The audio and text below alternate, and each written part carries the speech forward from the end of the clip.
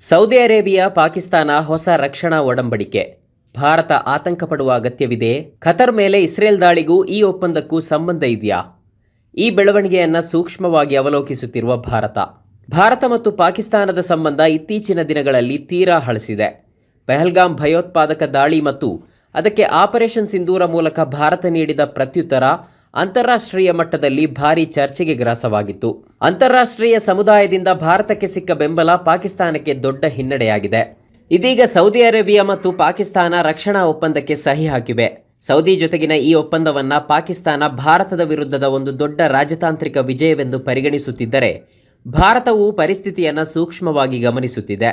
ಪಾಕಿಸ್ತಾನದೊಂದಿಗಿನ ಹೊಸ ರಕ್ಷಣಾ ಒಪ್ಪಂದದ ಬಗ್ಗೆ ನಡೆಯುತ್ತಿರುವ ಚರ್ಚೆಗಳಿಗೆ ಸೌದಿ ಅರೇಬಿಯಾ ಎಚ್ಚರಿಕೆಯಿಂದ ಪ್ರತಿಕ್ರಿಯೆ ನೀಡಿದೆ. ಭಾರತದೊಂದಿಗಿನ ಸಂಬಂಧ ಹಿಂದೆಂದಿಗಿಂತಲೂ ಬಲವಾಗಿದೆ ಎಂದು ಸೌದಿ ಮೊದಲೇ ಸ್ಪಷ್ಟಪಡಿಸಿದೆ. ಈ ಒಪ್ಪಂದವು ಯಾವುದೇ ನಿರ್ದಿಷ್ಟ ದೇಶ ಅಥವಾ ಘಟನೆಗೆ ಪ್ರತಿಕ್ರಿಯೆಯಾಗಿಲ್ಲ. ಭಾರತದೊಂದಿಗಿನ ನಮ್ಮ ಸಂಬಂಧ ಹಿಂದೆಂದಿಗಿಂತಲೂ ಬಲವಾಗಿದೆ.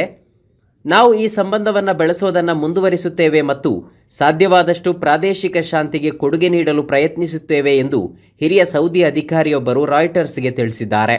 ಈ ಹೇಳಿಕೆಯಿಂದ ಭಾರತದೊಂದಿಗಿನ ತನ್ನ ಸಂಬಂಧಕ್ಕೆ ಈ ಒಪ್ಪಂದದಿಂದ ಯಾವುದೇ ಪರಿಣಾಮ ಬೀರಲು ಸೌದಿ ಅರೇಬಿಯಾ ಬಯಸೋದಿಲ್ಲ ಎಂಬುದು ಸ್ಪಷ್ಟವಾಗಿದೆ.